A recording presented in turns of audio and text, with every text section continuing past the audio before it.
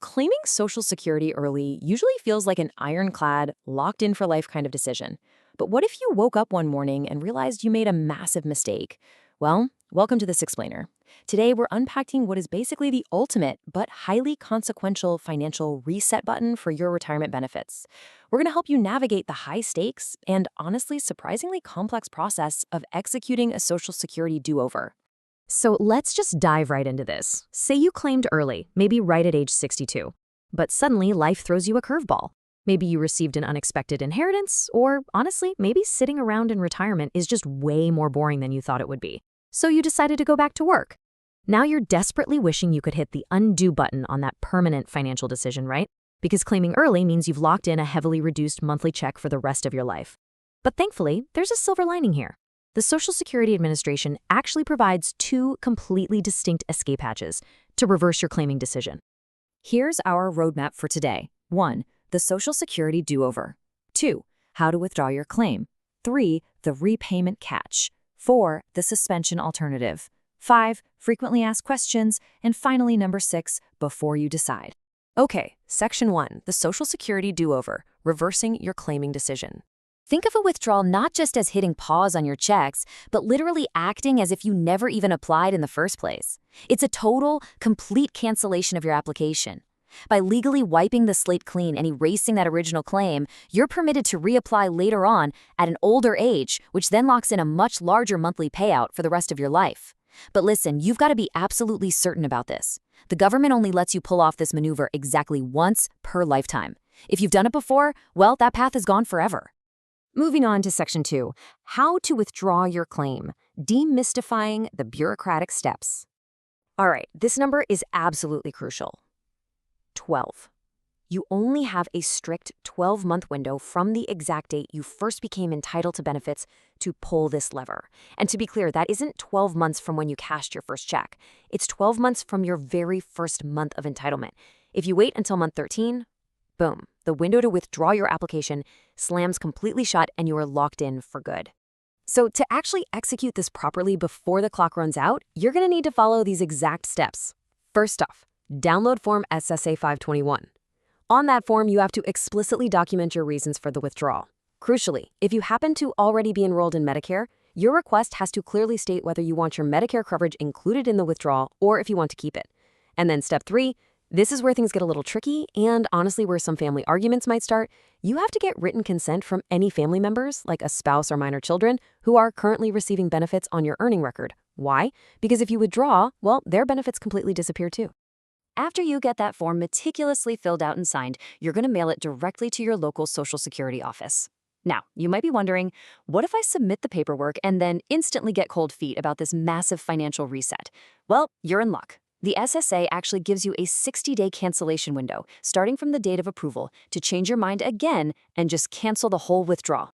Section 3, the repayment catch, understanding the repay everything rule.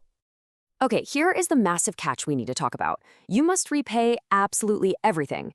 To get that clean slate, you can't just hand back the cash currently sitting in your checking account. No, you've got to repay all of your own monthly benefits, plus any benefits your spouse or kids collected on your record. And it goes even deeper than that.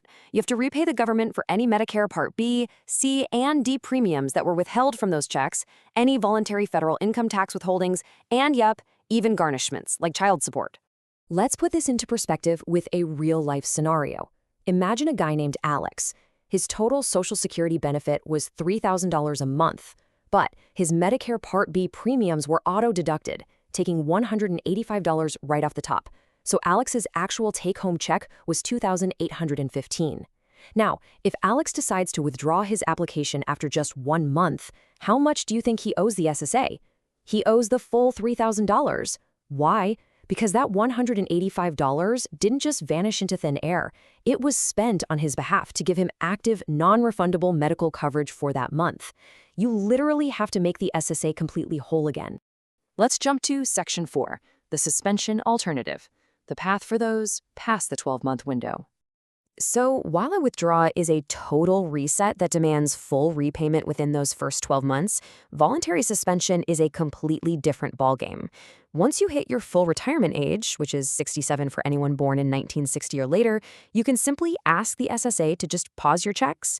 There's absolutely zero repayment required, no massive forms to mail in, and no stressing out about paying back past money. You just stop the checks moving forward. Easy as that.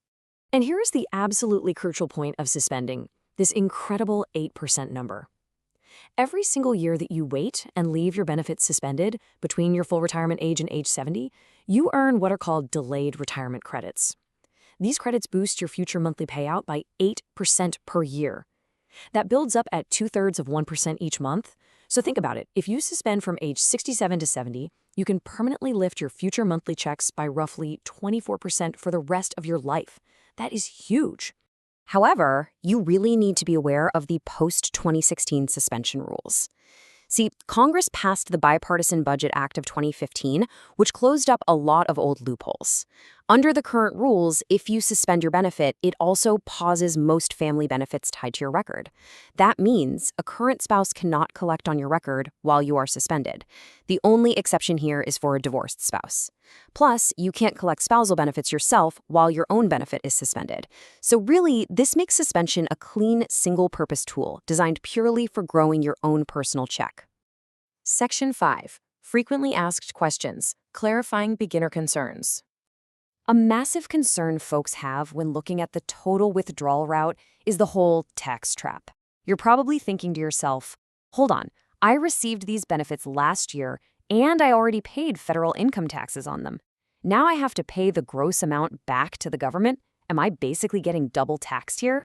Thankfully, the answer is no. The silver lining here is that the tax code does actually allow you to recover that money.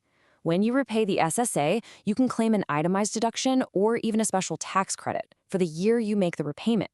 But the catch still remains. You absolutely need the upfront cash sitting in your bank account today to satisfy the total SSA repayment first before you can claim that tax benefit later on.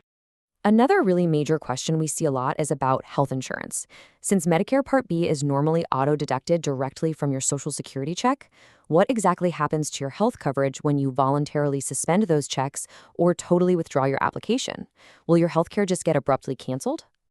Don't worry, your coverage isn't just going to vanish, but the way you get billed will change. You'll transition to receiving a quarterly paper bill directly from Medicare in the mail.